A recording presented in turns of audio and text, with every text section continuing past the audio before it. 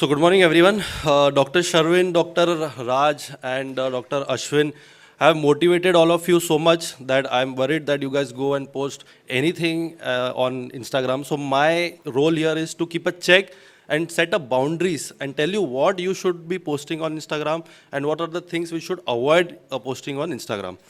So let's say if your friend says that you should post something, a good reel on a dance video, on a trending audio on Instagram, then that's wrong. You shouldn't be doing that. So first thing is that there was a shift from should we be posting on social media and to what should we post on social media. Nobody's talking about that you should be there on social media or not, because it is there now. Everybody has to be there on social media and has to have their presence. What should be our aim? Our aim as a medical spine surgeon, we have depth in our medical science. We should share truth and we should not go and follow the trend. We should inspire young minds and we should build a professional network. This should be the only aim to be on Instagram. So you need to understand that we are spine surgeons and we have very specific and small target audience. So don't be in a situation that you feel that you will post a reel and it will become viral. It will never become viral because you will be only targeting only few percentage. Like this, they said that India is the largest consuming of social media, but not everybody wants to see spine problems, or let's say not everybody is facing spine problems. So don't go on views, shares or likes. Just keep doing good thing and posting good content. So what kind of content is welcome? First is educational content. When you do spine myth busting videos, where myths and facts, you do awareness kind of videos, those are most welcome. Second is where you explain anatomy, where patients don't know what kind of, what is spine, what is sciatica, what is slip disc. You can explain the condition and anatomy very well in your videos. Third, you can tell them what kind of procedures you do and recovery videos. Let's say patient is suffering from slip disc or sciatica. You can tell them what kind of surgeries or procedures you are doing right now and what are the advanced techniques which you can be doing. Second type of content which you can do is give them some health tips. Tell them what are the red flags and create awareness. You also can post about World Spine Day or those health day campaigns and everything. They also come under awareness and prevention.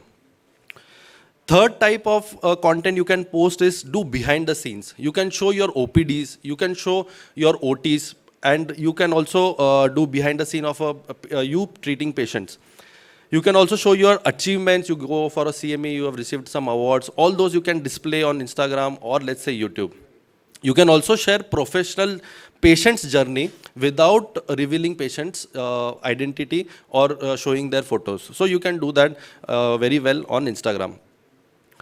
Next is motivational. Motivational, once you do all of this, you get tired and then you search for more content. You can do journey of your spine surgeon or how you have come so far. You can guide young doctors. So because young people are on social media, they look up to you. They will want to decide their branch by looking up to you. So you can do that. You can start guiding young doctors what has to be what they should expect in spine field. And last is collaboration with peers. You can just build a network and start collaborating on Instagram or let's say YouTube.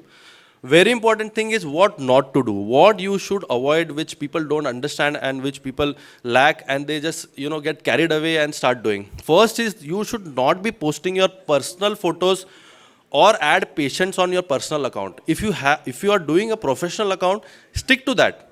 So I'll give you an example. If you post something, let's say late night, if you are with friends and you post a picture and next day if somebody is having surgery, that patient might see your Instagram or YouTube and may not like it, or he may think that you're not serious about the surgery.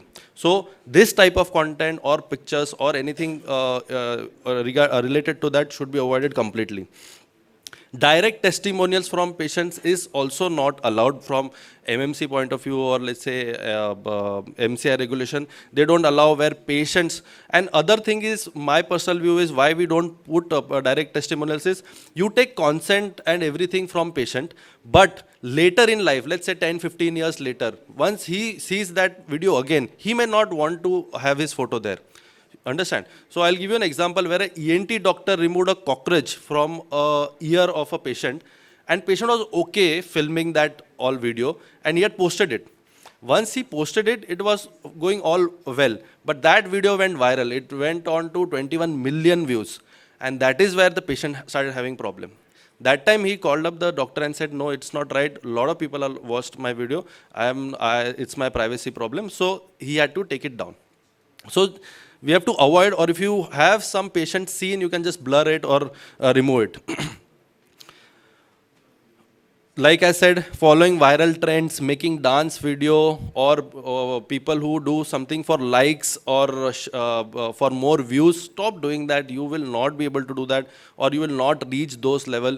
You need to stick to a professional life. So whatever I am telling you, the videos to what to do and what not to do is for current time.